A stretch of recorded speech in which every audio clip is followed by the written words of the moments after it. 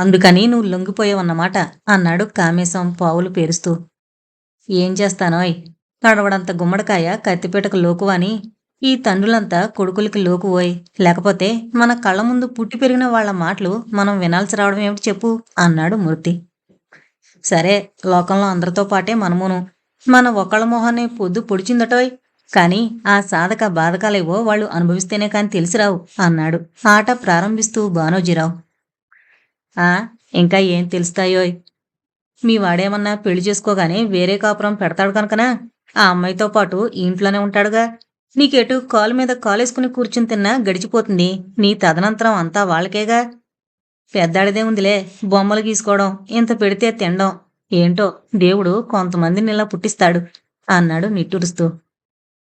పోనీ మరొకసారి తారకాన్ని కదిలించి చూడకపోయావా అన్నాడు మూర్తి సిగరెట్ వెలిగిస్తూ. అది అయిందిరా మూర్తి. కాదు, నాకు సరిగా అర్థం కావడం లేదు. వాడి మనసులో విషయం చెప్పడు, నేను పెళ్లి చేసుకోను అంటాడు. ఎందువల్ల నిశ్చయానికొచ్చావంటే నేను ఏం చెప్పలేను అంటాడు అంతే. గొంతు గదగదం అవడంతో మరేం మాట్లాడలేకపోయాడు బానోజీరావు. పోనీ మా చెల్లెల చేత అడిగించలేకపోయావా?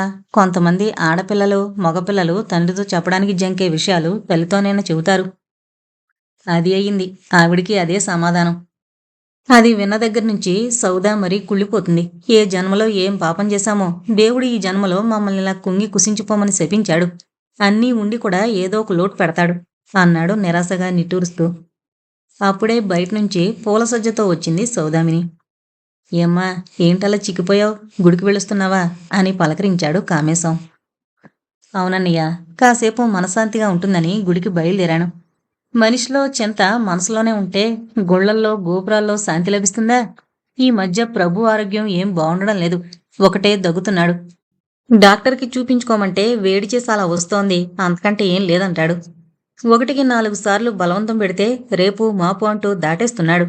తిండి మాని అర్ధరాత్రి అపరాత్రి అనకుండా ఆ బొమ్మల దగ్గరే పడి కూర్చుని ఇలా తయారయ్యాడు. ఏం కర్మో, పిల్లల్ని కనగలం కాని వాళ్ళ రాతల్ని కనగలమా? పెద్దవాడు ఆ తీరు, చిన్నవాడు ఈ తీరు. ఎందుకు పుట్టామో, ఎందుకు పిల్లల్ని కన్నామో, ఎందుకు బ్రతుకుతున్నామో మాకే తెలియడం లేదు అంది విచారంగా. ఊరుకోమ్మా, బాధపడి ప్రయోజనం ఏంటి చెప్పు. వాడేం చిన్నపిల్లాడా దండించి చెప్పేందుకు? కొంత వయసు వచ్చాక వాళ్ళ ఇష్టానికే మనం సర్దుకోవాలి. అయినా బానోజీరావుకేం ధర్మరాజు ఎవరి మాట కాదండు, ఒకరిని నొప్పించడు. ఆ మీరలాగే అనుకుంటారు. వాడు ఆ జగదీష్నెవరో ఆ అమ్మాయిని ప్రేమించాను, ఆ పిల్లని పెళ్లి చేసుకుంటానని చెబితే ఈయన వల్ల కాదని పంతం పట్టారు. పిల్లలు పెద్దవాళ్ళయ్యారు, వాళ్ళకి కొన్ని ఇష్టాలుంటాయి. పెద్దవాడు అసలు పెళ్ళే వద్దంటున్నాడా? వీడేమో ఇట్లా. మనం కాదంటే మాత్రం ఒక నిశ్చయానికొచ్చాక వాళ్ళు ఆగుతారా? చెప్పకుండా పెళ్లి చేసుకుంటారు. వాళ్ళు అలా చేస్తే మళ్ళీ మన పెద్దరికమేగా దెబ్బతినేది. కాదు కూడదని మరీ మొండితనం చూపిస్తే వాళ్ళు వేరే వెళ్ళిపోవడం, ఒకరి మొహాలొకరు చూసుకోకుండా పోవడం, ఇదేనా జరిగేది? ఇక మేం ఎవరిని చూసుకుని బ్రతుకుతాం? ఆస్తిపోస్తులు అంతస్తులు అంటూ పట్టుకుని పోకులాడ్డానికి అవేం శాశ్వతాలా? ఈ వాళ్ళుంటాయి, రేపు పోతాయి. ఓడలు బళ్ళు కావడం, బళ్ళు ఓడలు కావడం మనం చూస్తూనే ఉన్నాంగా. పిల్ల బుద్ధిమంతురాలు గుణవంతురాలు అయితే చాలదు. మనకున్నది రేపు వీళ్ళకేగా ఇచ్చేది. పిల్ల మన ఇంటికి వస్తుంది గాని అబ్బాయి వాళ్ళ ఇంటికి వెళ్ళడుగా. ఆ అమ్మాయికి తల్లి తండ్రి ఒక అక్కగారు తప్ప ఎవరూ లేరు. ఎంతకీ వాడు మనసుపడ్డ పిల్ల. ఇలా అని చెప్పి ఆయన నొప్పించేసరికి నా తలప్రాణం ఓ కొలుకొచ్చిందంటే నమ్మనన్నయ్య అంది నీరసంగా. సర్లేవాయ్, మహా గొప్ప పని చేసినట్లు లెక్చర్లు ఇస్తున్నావు. మగపిల్లాడి పెళ్లి ఆడపిల్ల పెళ్లి కంటే అధ్వానంగా తయారైందనుకో, ఇప్పుడు 2 వైపులా బాధ్యత మందే కదా. పోనిద్దురు, దాందేముంది. మనకి మాత్రం ఏ 10 మంది ఉన్నారని. విజయ్ కూడా సంబంధాలు చూడండి. మనం బాగుండగానే దానికి 3 ముళ్ళు వేయించామంటే ఇక అంతా నిశ్చింతే. కాదు మరి. అయినా బానోజీ, నీకు బుద్ధి లేదురా. నీ ప్రాణ స్నేహితులం, చదరంగ మిత్రులం ఇద్దరం ఉన్నాం కదా. నీకు ఇంకెవరు కావాలరా అండా? పోతే భాస్కర్ ఇంట్లో పిల్లాడి కంటే ఎక్కువగా ముసులుతున్నాడు. మేమంతా లేవురా నీకు తోడు అన్నాడు కామేశం. ఒరే, అన్నట్లు భాస్కర్ అంటే గుర్తుకొచ్చింది. ఆ భాస్కర్ని అలా గాలి కుదలేకపోతే ఏదో వ్యాపారంలో ఇరికించి కాస్త పైకొచ్చాక మన విజయ్కిచ్చి చేస్తే ఎలా ఉంటుందంటావు అన్నాడు మూర్తి. చిచ్చి, వాడికా దిక్కులేక ఏదో మన పంచం చేరాడు. అలాంటి వాడికా నా కూతుర్నివ్వడం గట్టిగా అన్నాడు భానోజీరావు. యారా, పిల్లాడికి చదువుంది, బుద్ధిమంతుడు, మన చెప్పు చేతల్లో ఉంటాడు. ఈ కాలం కుర్రకారంతా ప్రేమలు తాగుళ్ళు పేకాట్లంటూ మరీ పేటరేగిపోతున్నారు. అందుకని బంగారం లాంటి పిల్లాన్ని ఎలాగ ఇంట్లోనే ఉంచుకున్నావు కనుక పెళ్లి చేసి నీ బిజినెస్లో పార్ట్నర్షిప్ ఇస్తే పోలే. ఒరే, మీరు 1000 చెప్పండి, 1,00,000 చెప్పండి, వాడికి మాత్రం నా కూతుర్నివ్వను. దాని పెళ్ళైనా నా ఇష్టప్రకారం చేద్దాం అనుకుంటున్నాను. మళ్ళీ ఆ ప్రస్తావన నా దగ్గర తేకండి అన్నాడు విసుగ్గా. చూశారుగా వరుస, అతను కాకపోతే మరొకరు. చూస్తూ ఉంటే ఏదో ఒకటి కుదరకపోదు. నేను 1కి 4 సార్లు ఇలా అంటే దాన్ని 4 రోజుల పాటు నా కళ్ళ ముందు ఉండనీవా అని నా మీద ఎగిరి పడతారు.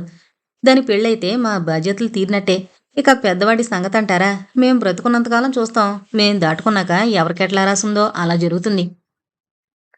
సౌదా, ఏది ఎట్లా జరగాల్సున్నాయో అలాగే జరుగుతాయి. మనం నిమిత్త మాత్రులం అంతే. ఇక 1కి 10 సార్లు అనుకోవడం మానుకో. ఎంత కాదనుకున్నా కన్న కొడుకుని కళ్ళెదుట చూస్తూ పట్టించుకోకుండా ఎలా ఉండగలను? ఉండాలి. మనసు రాయి చేసుకో. "హుం" అని నిట్టూర్పు విడుస్తూ లోపలికి వెళ్ళిపోయింది సౌదామిని. చూశారా, ఆ రోజు నేను జగదీష్ ప్రేమించిన అమ్మాయిని పెళ్లి చేసుకోవచ్చు. నిర్మలమైన మనసుకు ఏ అడ్డంకులు రావంటే మీకు కోపం వచ్చింది. ఇవాళ నిర్మల జగదీష్ భార్య అయింది. ఇప్పుడేమంటారు అన్నాడు భాస్కర్ ఒంటరిగా హాల్లో కూర్చున్న ప్రభు పక్కనే కూర్చుంటూ. తలెత్తి పరీక్షగా భాస్కర్ వంక చూశాడు ప్రభు, తన ఏకాంతానికి భంగం కలిగించినందుకు. అవును అన్నాను, కానీ దేశంలో నిర్మల్లాంటి ఆడపిల్లలు ఎంతమంది ఉంటారు? 100కి 10 మంది ఉండొచ్చు. కాదు, ఆడపిల్లెప్పుడు ఒక్క మగాడిని ప్రేమిస్తుంది. ఒక్కడికే తన మనసుని అంకితం చేస్తుంది. అతను నమ్మించి మోసం చేసే నైవంచుకుడైతే బాధపడుతుంది, ఏడుస్తుంది. అతని లేని ఈ లోకమే తనకు శూన్యం అనుకుంటుంది. ఒకరికి మనసు, మరొకరికి తనువు అర్పించలేక, లోకనిందలకు తట్టుకోలేక, దుర్భరమైన జీవితాన్ని గడపలేక, కళంకమైన తన మనసును, మలినమైన తన శరీరాన్ని మోస్తూ జీవోత్సవంలా మిగిలిపోయి బ్రతుకే భారమై చివరికి తన ప్రాణాన్నే త్యాగం చేస్తుంది. ఆడదానికా మహత్తర శక్తి ఉంది. అదే మగవాడు ఎంతమంది కన్యల శీలాల్ని హరించినా ఆడదానిలా కుమిలిపోడు. వాడికి అదో విలాసం. ఆడపిల్లల జీవితాలతో ఆటలాడడం వాడి దృష్టిలో ఒక వినోదం. చివరికి చెడిపోయేది ఆడదాని బ్రతికే. సీరియస్గా అన్నాడు భాస్కర్. కాదు, అలా ఎన్నటికీ కాదు. ఒక ఆడది తన భర్తను ఒక కోరిక కోరి రామాయణ యుద్ధానికి కారణమైంది. మరో ఆడది ఒక మగాణ్ణి పరిహసించి మహాభారత యుద్ధానికే కారణమైంది. అసలు ఈ కథలన్నిటికీ మూల కారణం ఆడదే. మగాణ్ణి చూపులతో కవ్వించి మాటలతో వశపరుచుకుని మెల్లగా దగ్గరకు చేరతారు. ఆమెలోని ఆకర్షణకి లొంగిపోయి ఆమెను ప్రేమించి ఆమె కూడా తనని ప్రేమిస్తోందని భ్రమపడతాడు. సినిమాలకి షికార్లకి తిరుగుతాడు. లోకమంతా తామే అయినట్లుగా చెంగున కట్టుకుని తిప్పుకుంటారు. చెరువుదాకా వచ్చాక భయం నటిస్తారు. ఏమీ తెలియని అమాయకుల్లా ప్రవర్తిస్తారు. మగాడు ఎంత నిగ్రహం చూపినా ఆడది పైపైన పడుతుంటే ఎంతకని నిగ్రహించుకోగలడు? తను స్త్రీని అని మరిచిపోయి ప్రవర్తించిన ఆడదాంది కాని ఆ తప్పు మగాడిది కాదు. అలా నమ్మించి తన అవసరం తీరగానే అతని గుండెల్లో గుణపాలు దింపేసి తను మాత్రం ఏమీ ఎరగని పెద్దల చోటు బిడ్డలా ప్రవర్తిస్తుంది. మగాడే బయటపడతాడు. మోసగాడు అన్న నేరం అతనికి ఆపాదిస్తారు. ఇలాంటి లక్షణాలు కోట్లున్నాయి. ఇలా ఎన్నటికీ కాదు. మీరు చెప్పేవన్నీ మగాడికి వర్తించేవే కానీ ఆడవాళ్ళకు కావు. నేను నమ్మను. మీ నమ్మకాలతో నాకేం పనిలేదు. ఇది నా కళ్ళతో చూసిన నగ్న సత్యం. చివరికి అతను కోలుకోలేని పిచ్చివాడైపోయాడు అన్నాడు ప్రభు బాధగా. ఎవరా పిచ్చివాడు? మీరా? అన్నాడు భాస్కర్ తీక్షణంగా చూస్తూ. ఎవరైతే మీకెందుకు? ఆయన అడిగారు కనుక చెబుతున్నాను. నేను బిఏలో ఉండగా నా క్లాస్మేట్ సత్యేంద్ర ఉండేవాడు. అతను చాలా ఆదర్శభావాలు కల యువకుడు. చాలా డబ్బున్నవాడు. అయినా పేదవాళ్ళని చూస్తే అమితమైన జాలి, అంతులేని ప్రేమ. మా క్లాసులో చాలామంది ఆడపిల్లలుండేవాళ్లు. వాళ్ళందరిలో ప్రమద చాలా పేదపిల్ల. స్నేహితుల దయాధర్మాలపై చదువుకునేది. సత్యేంద్ర ఆ అమ్మాయిని ప్రేమించాడు నిస్వార్థంగా. పెళ్లి చేసుకుని ఆ పిల్లను ఉద్ధరించుదామని అనుకున్నాడు. ఆమెకు ఆర్థికంగా చాలా సహాయం చేశాడు. ప్రమద కూడా అతనితో కలిసిమెలిసి తిరిగింది. నిన్నే ప్రేమిస్తున్నానంది. నిన్నే పెళ్లి చేసుకుంటానంది. నువ్వు లేని జీవితమే అక్కర్లేదు అంది. నీతోనే నా ప్రపంచం అంది. వాడు ఆమె మాటలు నమ్మాడు. తండ్రి పొలుకుబడితో ఆమెకు మంచి ఉద్యోగం ఇప్పించాడు.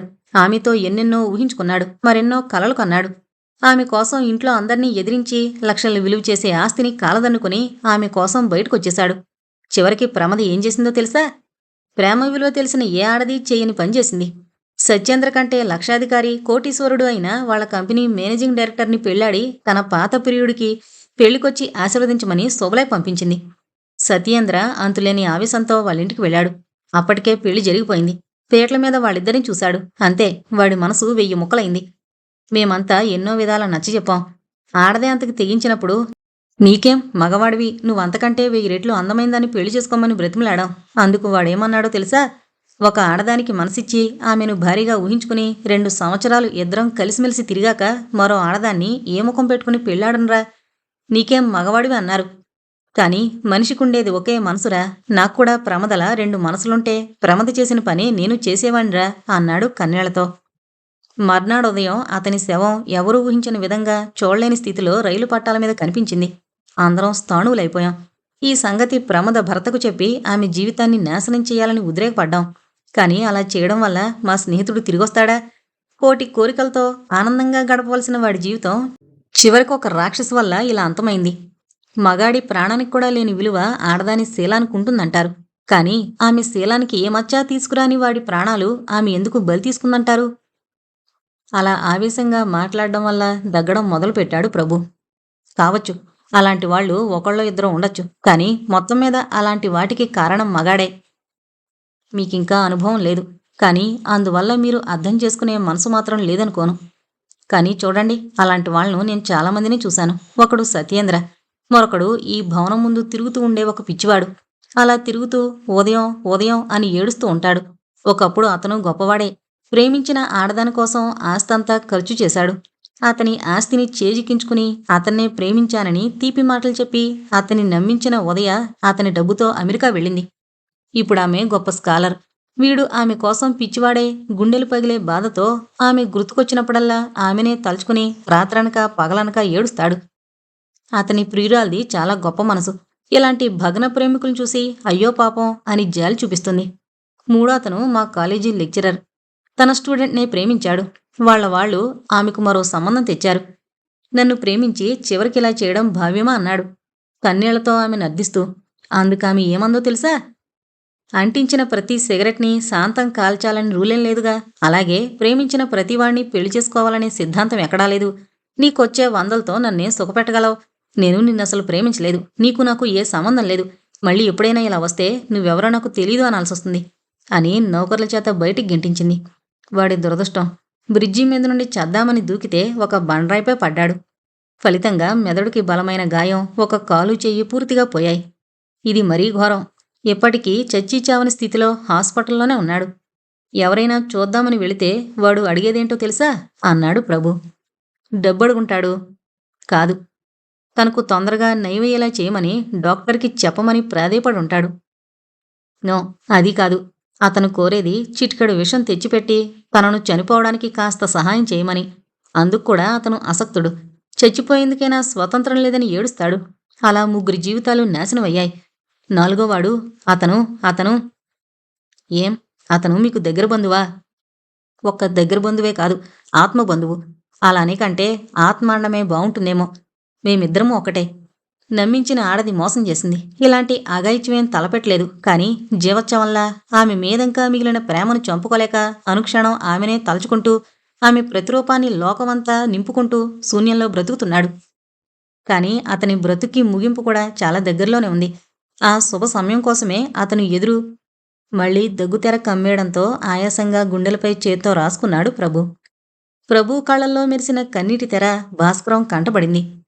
5 నిమిషాల్లో కాస్త తేరుకున్నాడు ప్రభు. ఆవిడ ఇప్పుడెక్కడుంది?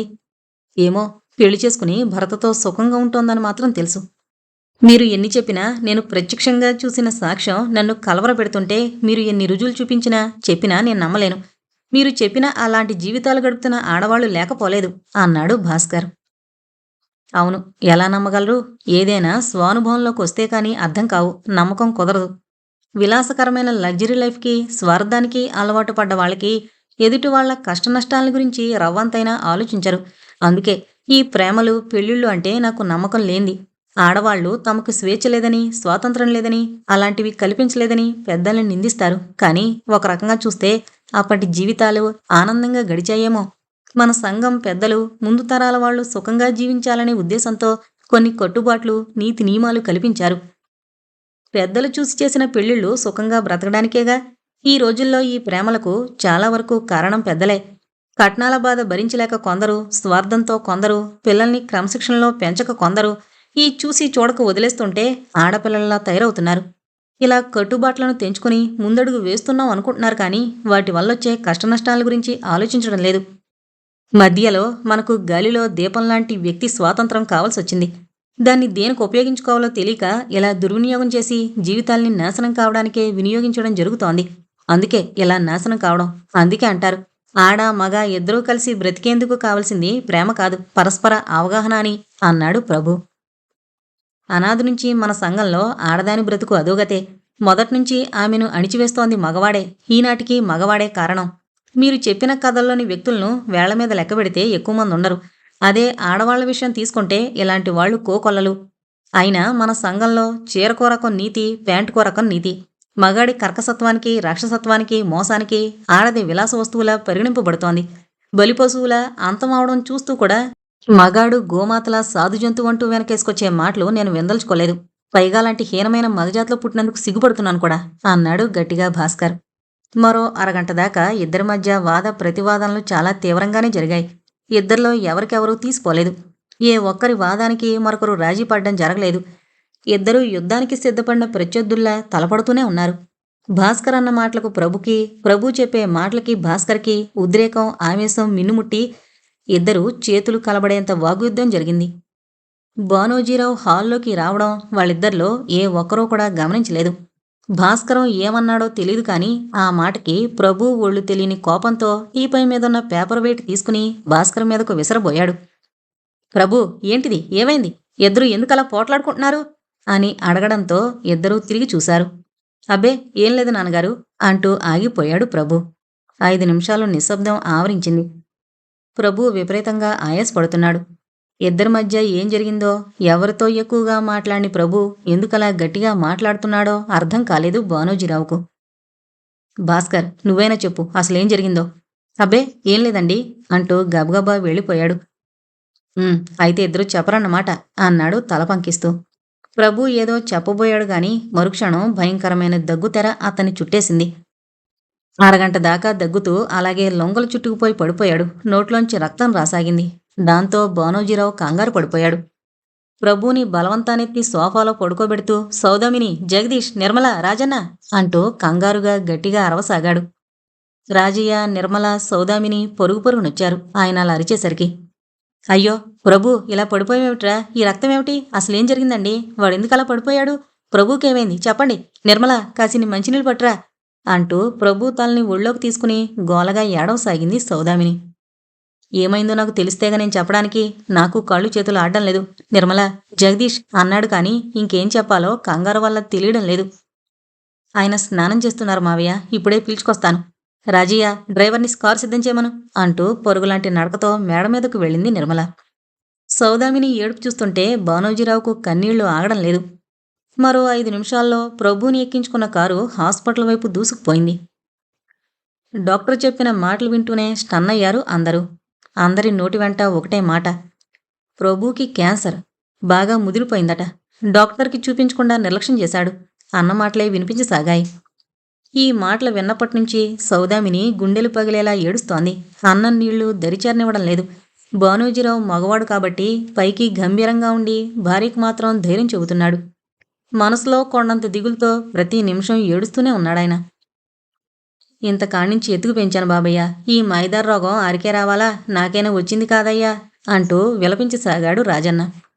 జగదీష్, నిర్మల ఈ సంగతి తెలిసిన దగ్గర నుంచి లోపలే కుమిలిపోసాగారు. అన్నయ్యకి సంగతి ముందే తెలుసు అనుకుంటాను నిర్మల, అందుకే తనకి పెళ్లి మాట తలపెడితే చిరాకు పడేవాడు.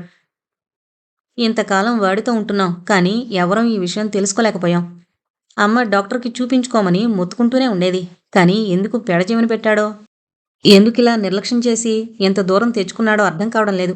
వాడి మనసులో ఇంకేదో బాధ పీడిస్తూ ఉండుంటుంది. దానివల్లే వాడిలో నిరాశ, నిస్పృహ బాగా అలుముకున్నాయి. అందుకే జీవితం అంటే ఏమాత్రం ఆశ లేనట్లు బ్రతకడం మొదలుపెట్టాడు అన్నాడు వచ్చే ఏడుపుని బలవంతాన బిగబట్టి. అలా బాధపడకండి. ఈ రోజుల్లో ఎలాంటి రోగానికైనా మందులు కనిపెడుతున్నారు. మావయ్య గారు మద్రాస్ అయినా హైదరాబాద్ అయినా తీసుకెళ్లి చూపిస్తే కాస్త ప్రయోజనం ఉండొచ్చు అంది నిర్మల. ఏమో నిర్మల, వాడు ఏమైపోతాడో అని భయంగా ఉంది. వాడి జీవితంలో ఇంతవరకు ఏ ఆనందానికి నోచుకోలేదు. అమ్మను చూస్తుంటే వాడి పరిస్థితి కంటే హీనంగా ఉంది. నాన్నగారు పైకలా ఉన్నారు కానీ లోపలే కుమిలిపోతున్నారు. ఇలాంటి పరిస్థితి వస్తుందని కల్లో కూడా అనుకోలేదు. అతని బాధ చూస్తుంటే నిర్మల కళ్ళల్లో నీళ్లు తిరిగాయి. ఇంతమంది ఇన్ని రకాలుగా బాధపడుతున్నా భాస్కర్ మాత్రం తనకేం పట్టనట్లుగా ఉన్నాడు. ప్రభుని మద్రాసు తీసుకెళ్లి చూపించారు. కొన్నాళ్ళు ట్రీట్మెంట్ ఇచ్చి మళ్ళీ 2 నెలల తర్వాత తీసుకురమ్మన్నారు. ఉన్న ఊళ్ళోనే పెద్ద పెద్ద డాక్టర్ల చేత ట్రీట్మెంట్ ఇప్పిస్తున్నారు. ప్రభు హాస్పిటల్లో ఉండనని మొండికేయడంతో ఇంట్లోనే ఉంచారు. ఎంత డబ్బు ఖర్చయినా డాక్టర్లను ఇంటి దగ్గరికే రప్పించే ఏర్పాట్లు జరిగాయి. మందు వల్లనో విశ్రాంతి వల్లనో కాని ప్రభుకి కాస్త ప్రశాంతత చిక్కింది. అయినా అతని ఆలోచనలన్నీ ఆ ఊహాసుందరం మీదే ఉన్నాయి. ప్రభు బాగా కుంగిపోయాడు. ఏమీ చేయలేని అసక్తుడైపోయాడు. మనసులో రగిలే బాధ అతన్ని దహించేస్తోంది. మరిచిపోదామన్నా తన మనసుని విడనాడని జ్ఞాపకాలు, ఆనాడు తన ఎదుట చేసిన ప్రమాణాలు, బాసలు సజీవంగా కదలాడుతున్నాయి. కాని అనుకున్నట్లుగా ఏదీ జరగలేదు. విధి వక్రించింది. విధి ఆడిన వింత ఆటలో ఇద్దరం పావుల్లా కొట్టుకుపోవడం అయింది చెరో దిశకు. నిజంగా ప్రేమ పవిత్రమైందైతే ఇలా జరిగేది కాదు. తనని ఒంటరిగా వదిలేసి తన దారి తాను చూసుకుంది. ఇది న్యాయమేనా? తను ఏమైపోతాడో అన్న ఆలోచనైనా రాలేదా? చేసిన తప్పుని దిద్దుకోవడం, మళ్ళీ కొత్త జీవితం చేపట్టడం తన వల్ల కాని పని. ఆమె నా జీవన సర్వస్వం, నా జీవితానికి వెలుగు, నా ఊహలకు ఊపిరి, జీవన గమనానికి మార్గదర్శి అనుకున్న తన ఆశయాలను నడి సముద్రంలో నట్టేట ముంచేసి తను మాత్రం ఒడ్డుకు చేరుకుంది. తన జీవితంలోంచి, తన మనసులోంచి శాశ్వతంగా వెళ్ళిపోయింది. ఈ జ్ఞాపకాలు మాత్రం తనకు మిగిల్చింది, చచ్చేదాకా వీటితో బాధపడమని. ఆనాటి పవిత్రమైన ప్రేమను, అనురాగాన్ని దూరం చేసింది. బుద్ధిపూర్వకంగానే తనను ప్రేమకు బలి చేసింది. తన్నొక భగ్న ప్రేమికుడిగా చేసింది. అసలు ఈ తప్పు తంది. ప్రేమించడంలోనే తొందరపడ్డాడు. ఇలా జరగాల్సుంటే తన వివేకం నిద్రపోకేం చేస్తుంది? అతని మనసు నిండా ఆలోచన పరంపరలు కోటాను కోట్లుగా వచ్చి ఉకిరిబికిరి చేస్తున్నాయి. ఇద్దరూ కలిసి గడిపిన కాలం అతి స్వల్పమైన ఎన్నో సంవత్సరాల అనుబంధంగా మారిపోయింది. తప్పు అనేది తెలిసి చేసినా తెలియక చేసినా శిక్ష ఒకటే. మగాడికి మనసుండడమే పెద్ద తప్పు. మనసుగా తింతే మనిషి బ్రతికింతే. మనసున్న మనిషికి సుఖమెక్కడిది?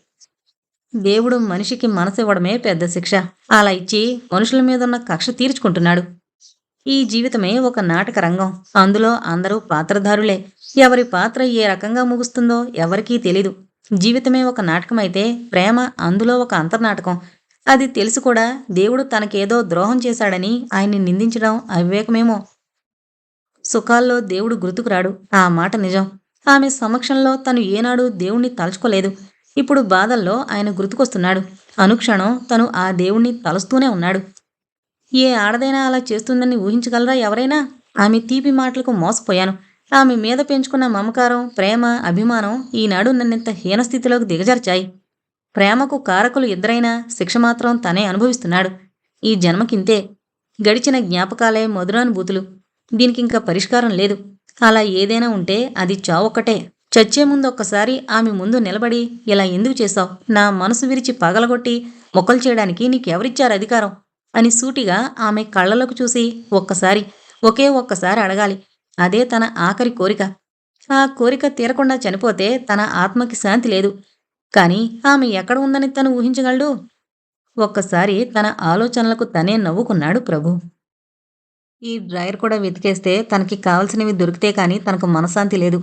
అప్పటికి కాని తను ఎందుకిలా చేస్తున్నాడో వాళ్ళకి అర్థం కాదు. ఇది మంచి సమయం. అట్టే ప్రయత్నం లేకుండానే తనకి కావలసింది తెలుసుకోవచ్చు. ఆ డైరీ దక్కించుకుంటే తర్వాత తను అనుకున్న ప్రకారం చేసి ఇంట్లోంచి వెళ్ళిపోవచ్చు. ఈ ఇంట్లో అడుగుపెట్టే ముందు ఏదో రకంగా ప్రతీకారం చేయాలనే ఉద్దేశంతో వచ్చాడు. కాని విజయం చూశాక, ఆమె నిర్మలమైన మనిషిలోని మనసు గుర్తించాక ఆమెకు ద్రోహం చేయాలన్న ప్రయత్నం విరమించుకున్నాడు. నేరం ఒకరు చేస్తే శిక్ష మరొకరికి విధించడం ఏం న్యాయం? అందుకే ఆ ఉద్దేశానికి గుడ్ బై చెప్పేశాడు. చకచకా తన ప్రయత్నం చేస్తున్నాడు భాస్కర్. ఆ చిరు వెలుగులో ఏ వస్తువు ఏ మూలందో జాగ్రత్తగా చూస్తే తప్ప తెలుసుకోవడం కష్టం. ప్రభువుని కింద గదిలో పడుకోమని సౌదామిని, భానోజీరావు కూడా హాల్లోనే పడుకుంటున్నారు. అందువల్ల ప్రభు గదిలో బెడ్ లైట్ తప్పనిసరిగా ఉంచుతున్నారు. ఆ వెలుగులోనే డ్రాయర్లో ఏదో లావుపాటి బైండు పుస్తకం దొరికింది భాస్కర్కి. స్పష్టంగా కనిపించలేదు గాని డైరీలాగానే ఉంది అనుకుంటుండగానే నవ్వులు వినిపించాయి భాస్కర్కి. వెంటనే అర్థమైంది, పక్క గదిలో భానోజీరావు స్నేహితులు చదరంగం ఆడుతున్న సంగతి. ఇదే మంచి సమయం. లేకపోతే ముసలాడు ఎదురుగా పడుకున్నాడంటే తను గదిలోకి ప్రవేశించి వెతకడం చాలా కష్టం. ఇది డైరీ అయితే ఫోటోలు కూడా అందులోనే ఉన్నాయి అనుకుని లైటు వెలుగులోకి రాబోయాడు. అతని అజాగ్రత్త వల్ల చెయ్యి మూలనున్న గాజుకుండికి తగిలి అది భళ్ళున బద్దలైంది. ఆ శబ్దం విన్న భానోజీరావు పక్క గదిలోంచొచ్చి ఎవరు ఎవరు అంటూ గట్టిగా అరుస్తూ లోపలికి ప్రవేశించడంతో భాస్కర్కి ఎలా తప్పించుకోవాలో అర్థం కాలేదు. ఎందుకైనా మంచిదని జేబులోని కత్తి చేత్తో పట్టుకుని ఆగు ఆగు అంటూ తనను పట్టుకోబోతున్న భానోజీరావును పొడవబోయాడు. కాని అప్పటికే అరుపు వల్ల మేల్కొన్న ప్రభుకి తండ్రి మాటలు ఎవరినో పట్టుకోవడం గమనించి చటుక్కున తను వెళ్లి కలబడ్డంతో ఆ కత్తి ప్రభు కడుపులో దిగిపోయింది. భాస్కర్ అప్పటికే వాళ్ళని విదిలించుకుని పారిపోసాగాడు. కాని జగదీష్ కిందకి రావడంతో పారిపోతున్న ఆకారాన్ని గట్టిగా ఒడిసి పట్టుకున్నాడు. అతనెంత విదిలించుకున్నా ఒడిసి పట్టుకున్న జగదీష్ చేతుల్లోంచి తప్పించుకోవడం అసాధ్యమైపోయింది. అప్పటికే ప్రభు పడిపోవడం, అతని కడుపులోని కత్తిని, రక్తాన్ని చూసిన సౌదామిని కెవ్వున కేకవేసి విరుచుకు పడిపోవడం జరిగింది. కామేశం ఆ దృశ్యం చూసి వెంటనే డాక్టర్ గారికి ఫోన్ చేశాడు. రాజయ్య గట్టిగా ఏడ్చేస్తున్నాడు. అంతా గోలగా ఉంది. లైట్ల వెలుగులో తన చేతుల్లో బందీ అయిన భాస్కర్ని చూసి జగదీష్ తెల్లబోయాడు. మూర్తి, కామేశం భాస్కర్ని గట్టిగా పట్టుకోవడంతో జగదీష్ అన్నగారి దగ్గరకు వెళ్ళాడు. నిర్మల మొహం మీద నీళ్లు చల్లాక సౌదామిని తేరుకొని ప్రభువుని చూసి గొల్లుమంది ఒక్కసారి. రక్తం కడుపులోంచి ప్రవాహంలా కారిపోతోంది. సౌదామిని కత్తిని లాగేసేదే కాని జగదీష్ వారించడంతో ఆగిపోయింది. జగదీష్ ముందు లేచి వెళ్లి భాస్కర్ని తాడుతో స్తంభానికి గట్టిగా కట్టేశాడు. దుర్మార్గుడా, స్నేహితుడువని నమ్మి ఇంట్లో తెచ్చిపెడితే తిన్నింటి వాసాలు లెక్కబెట్టినట్లు చేస్తావా? నీకు తిండి పెట్టి తండ్రిలా ఆదరించిన నాన్నగారి మీద కత్తి దూస్తావా? దేవుళ్లాంటి అన్నయ్య నీకేం అపకారం చేశాడు? వాణ్ణి నీ పొట్టను పెట్టుకున్నావు అంటూ భాస్కర్ని ఇష్టం వచ్చినట్లు కొట్టసాగాడు. డాక్టర్ రావడంతో అంతా ప్రభు దగ్గరికి నడిచారు. ప్రభుని చూసి పెదవి విరిచాడు డాక్టర్. సారీ జగదీష్, రక్తం చాలా పోయింది. అరగంట కంటే ఎక్కువ బ్రతకడు. ఎందుకైనా మంచిది ముందు పోలీసులకు ఫోన్ చేయండి అంటూ బానోజీరావు భోజాన చెయ్యేసి వెరీ వెరీ సారీ అని వెళ్ళిపోయాడు. మూర్తి వెళ్లి పోలీసులకు ఫోన్ చేశాడు. త్రాష్టుడా, ఎంత పనిచేశావురా? బంగారం లాంటి వాణ్ణి చంపడానికి నీకు చేతులు ఎలా వచ్చారా అంటూ తిట్టసాగాడు. నేను ఆ రోజు చెప్పాను జగదీష్కి, అలాంటివాడు కాదన్నాడు, సమర్థించాడు. ఇప్పుడు నా కొంపకే చిచ్చు పెట్టాడు. ఆ రోజే నా కొంపలోంచి గెంటితే నా ప్రభు నాకు దక్కేవాడు అంటూ పసిపిల్లలా ఏడవసాగాడు బానోజీరావు. ఏం మాట్లాడావు? ప్రభు నీకేం అన్యాయం చేశాడని ఇలా చేశావు? విశ్వాసఘాతకుడా, వాళ్ళ సొమ్ము తింటూ వాళ్ళకే ద్రోహం తలపెడతావా? ఎందుకిలా చేశావు చెప్పు అని భాస్కర్ జుట్టు పట్టుకుని గుంజేస్తూ అడిగాడు మూర్తి. వాడిని, ఆ నమ్మక ద్రోహిని, ఇలా కాదు ముక్కలు ముక్కలుగా నరికి చంపినా పాపం లేదు.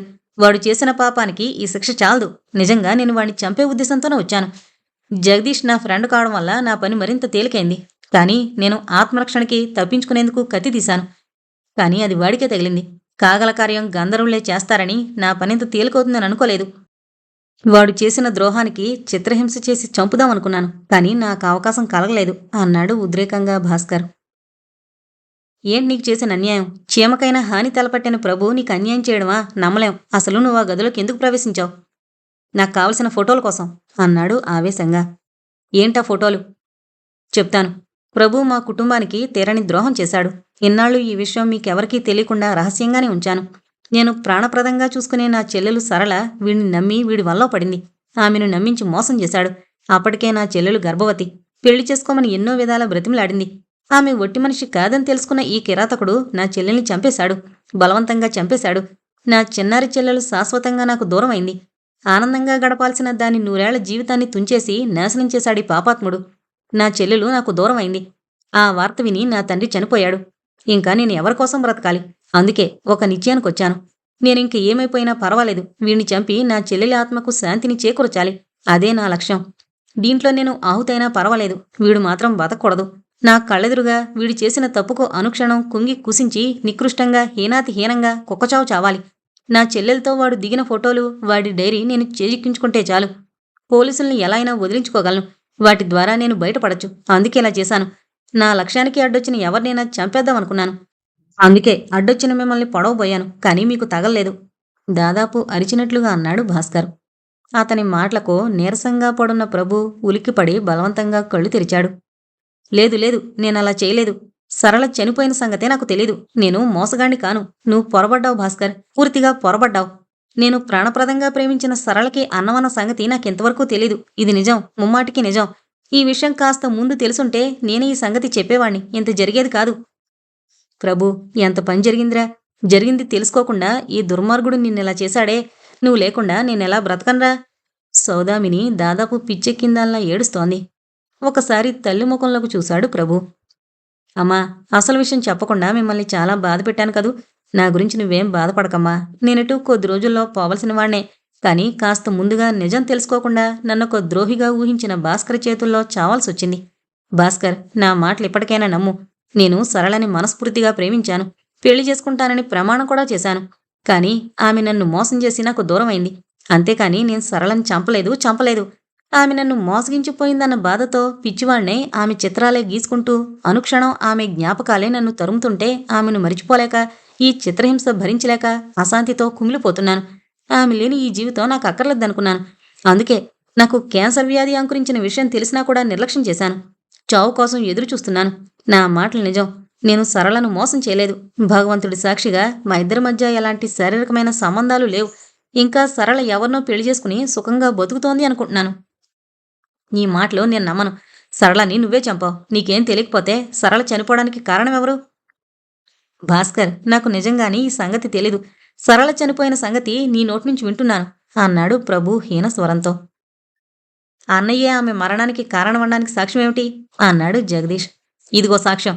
ఇది లేకపోతే నీ అన్న నా చెల్లెలి మరణానికి కారకుడన్న వార్త ఎప్పటికీ నాకు తెలిసేది కాదు అన్నాడు ప్యాంటు జేబులో ఉన్న ఉత్తరం తీసిస్తూ. ఆ ఉత్తరం అందుకుని చదవసాగాడు జగదీష్. అన్నయ్యకి సరళ రాయింది. ప్రభు నేను ప్రేమించుకున్నాం. పెళ్లి చేసుకుంటానని నమ్మించాడు. వయసు తొందరలో కాలు జారాం. ఇప్పుడు నేను గర్భవతినని తెలుసుకుని పెళ్లాడ్డానికి నిరాకరిస్తున్నాడు. ఈ సంగతి ఎవరితోనన్నా చెబితే నన్ను చంపుతానని బెదిరిస్తున్నాడు. ఒకసారి ఆ ప్రయత్నం కూడా చేశాడు. ఎలాగో తప్పించుకున్నాను. నేను ఒకవేళ చచ్చిపోతే దీనికి కారణం ప్రభువునే, మరెవరో కాదు. అతని ఇల్లాలు కాలేని అభాగ్యురాలు సరళ. కాదు, అదంతా అబద్ధం. భాస్కర్ చెప్పింది నిజం కాదు. సరళని నేను నిజంగానే చంపలేదు. ఆమెను పెళ్లి చేసుకుంటానని మాటిచ్చాను. ఆ తర్వాత నాకొకసారి కనిపించింది. పెళ్లి విషయం నాన్నగారితో చెప్పడానికి ఊరు వెళుతున్నానని చెప్పి బయలుదేరొచ్చేశాను.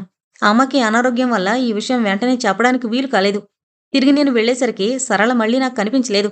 ఆమె కోసం ఎంతగానో ఎదురు చూశాను. ఆమె వేరే పెళ్లి చేసుకుని వెళ్ళిపోయినట్లు తెలిసింది. ఎందుకింత మోసం చేసిందో తెలీదు. మా ఇద్దరి మధ్య ప్రేమ అంతవరకు పవిత్రంగానే ఉంది. ఆ రోజు నుంచి ఈ రోజు వరకు ఆమె కోసం తప్పించి భగ్న హృదయంతో కుమిలిపోతున్నాను అన్నాడు ప్రభు. నువ్వెన్ని చెప్పినా నీ కట్టుకథలు నేను నమ్మను. అలా నమ్మి మోసపోవడానికి నేనే సరళను కాను. దాన్ని నూరేళ్ల బ్రతుకు బుగ్గిలో కలిపో. నీలాంటి నీచుడు బ్రతకూడదు. బ్రతుకుంటే ఇంకా కొంతమంది ఆడపిల్లల జీవితాలను నాశనం చేస్తావు. అందుకే నువ్వు చావాలి. చస్తే కాని నా కక్ష తీరదు. దుర్మార్గుడా, ఎంత లేసి మాట్లాడుతున్నావురా? ఏం పాపం చేయని నా బిడ్డను నీ చేతులతో చంపేశావు. నమ్మించి ఇంట్లో కాలు పెట్టి మా తిండి తింటూ మాకే ద్రోహం తలపెడతావా? నీలాంటి వాణ్ణి హంతకుణ్ణి బ్రతకనివ్వను. నిన్ను చంపి ప్రతీకారం తీర్చుకుంటాను. నువ్వు చేసిన పాపానికి ఏ కోర్టులు తీర్పులు అక్కర్లేదు. నాకు కడుపు కాల్చినందుకు నిన్ను చంపి నా కక్ష తీర్చుకుంటాను. నీ ప్రాణాలు బదులు తీసుకుంటాను అంటూ అంతులేని ఆవేశంతో భాస్కర్ పైకి లంఘించి అతని గొంతు పిసకబోతున్న భానోజీరావును బలవంతాన విడదీశారు అంతా వెళ్ళి. నాన్నగారు, అతన్నేం చేయకండి. భాస్కర్ ఆవేశంలో తొందరపడ్డాడు. మీరు అదే పొరపాటు చేస్తారా? అతన్ని శిక్షించడానికి పోలీసులున్నారు, చట్టం ఉంది అన్నాడు ప్రభు దీనంగా. పొరపాట? ఇది చిన్న పొరపాట ప్రభు. వాడు ఆ దుర్మార్గుడు నీ జీవితాన్ని, నీ ప్రాణాల్ని బలి తీసుకున్నాడ్రా. చట్టం, న్యాయం, పోలీసులు ఎంతమందున్నా నీ ప్రాణాలు తిరిగి ఇవ్వగలరా? ఇది చిన్న పొరపాట అంటూ వెక్కి వెక్కి ఏడవసాగాడు భానోజీరావు. అన్నయ్య, నువ్వెక్కువ మాట్లాడుకు అంటూ జగదీష్ ప్రభుని వారించాడు గద్గద స్వరంతో. జగదీష్, నన్నాపకు, చెప్పని. ఎన్నాళ్ళు ఈ అగ్నిపర్వతాన్ని గుండెల్లో దాచుకుని అది నన్ను లావాలా దహిస్తుంటే మౌనంగా అనుభవించాను. పవిత్ర ప్రేమకు ఫలితం ఇంతేనేమో. నిండు మనసుతో ప్రేమించుకున్న ప్రేమికులకి ఎడబాటు తప్పదేమో. మా జీవితాల్లో ఇలా జరగాలని రాసిపెట్టుందేమో. అందుకే ఇలా జరిగింది మీ అందరికీ చెప్పి నేను దోషిని కాదు అని చెప్పాల్సిన బాధ్యత నా మీదుంది. పోయేటప్పుడైనా ప్రశాంతంగా చచ్చిపోవాలనుంది. భాస్కర్, నువ్వు మంచి పని చేశావు. ఈ బాధను హృదయంలో పెట్టుకుని అనుక్షణం నరకాన్ని చెవిచూస్తున్న నా జీవితకాలాన్ని తగ్గించి మహోపకారం చేశావు. ఇంకా ఎన్నాళ్ళీ బాధ అనుభవించాలనుకున్నాను. అసలు సరళతో నా పరిచయం